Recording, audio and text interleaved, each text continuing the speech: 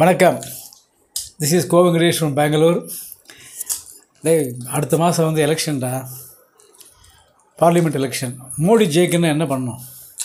If Modi wins, we have to vote. ஓட்டு போடணும், அது ரைட்டு.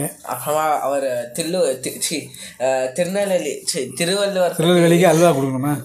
திருவள்ளுவர் பற்றி பேச ஸ்டாப் பண்ணோம். அவர் திருவள்ளுவர் பற்றி பேசுறாரா குஜராத்தி பேசுறாரு? அது என்ன ஆச்சுன்னா, எதுக்காக சொல்ல வர்றாருன்னா, தமிழ்நாடுக்கு போனார், திருவள்ளுவரை பற்றி யூஎனில் பேசுகிறாரு, லடாக்கில் பேசுகிறாரு, இந்தோனேஷியாவில் பேசுகிறாரு, G20 பேசுகிறாரு. யாருக்கு என்ன புரியும்னு ஒன்று அவருக்குமே அது புரியுமான்னு தெரியாது எனக்கு.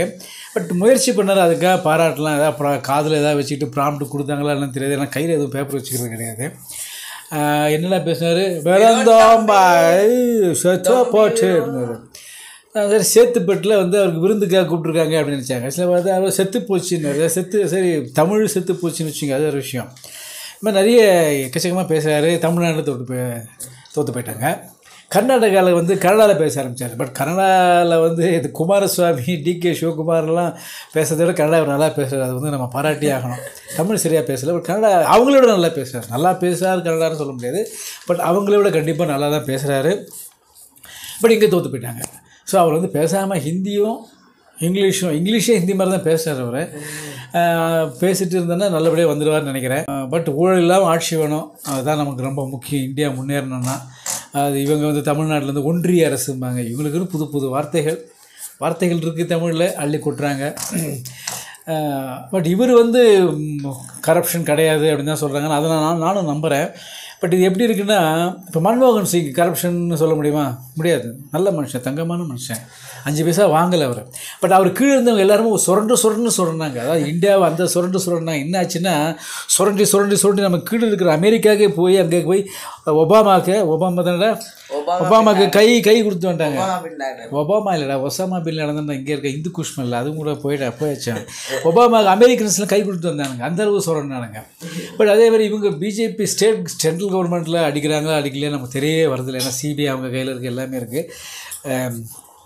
ஸ்டேட் கவர்மெண்ட்லாம் நல்லாவே இதுதான் பண்ணுறாங்க. ப்ளஸ் வேறு பார்ட்டியில் இருந்து அவங்க வந்து ஊழல் பண்ணாங்கன்னா அவங்க மேலே கேஸை போடுறாங்க. பட் அதுக்கப்புறம் இவங்களுக்கு வந்து ஏதோ பணத்தை கொடுத்து வராங்களா, அப்புறம் இங்கே வந்து பிஜேபிக்கு சேர்ந்தாச்சுன்னா அது உடனே பரிசுத்தனாயிடுறாங்க, பவித்திரனாயிடுறாங்க. புத்தன், இயேசு, காந்திக்கு வந்து சவால் விடுற அளவுக்கு உத்தம புத்திரன் ஆகிடுறானுங்க. இது எப்படின்னு புரியல எனக்கு. அவங்க மேலே இருக்கிற கேஸஸும் வந்து ரொம்ப ஸ்லோவாகிடுது, இல்லை விட்ரா பண்ணிடுறாங்க, ஏதோ பண்ணிகிட்ருக்காங்க. இதெல்லாம் அவர் நம்ம ஜெயிக்க விடாட்டே கூட வந்து அந்த ஆளுக்கு ஒன்றும் தேவையில்லை. ஒரு வாட்டு பத்ரிகாசிரமத்துக்கு போய் தவம் பண்ண ஆரம்பிச்சிடுவார். அந்த மாதிரி சிம்பிளான ஒரு மேன் தான்.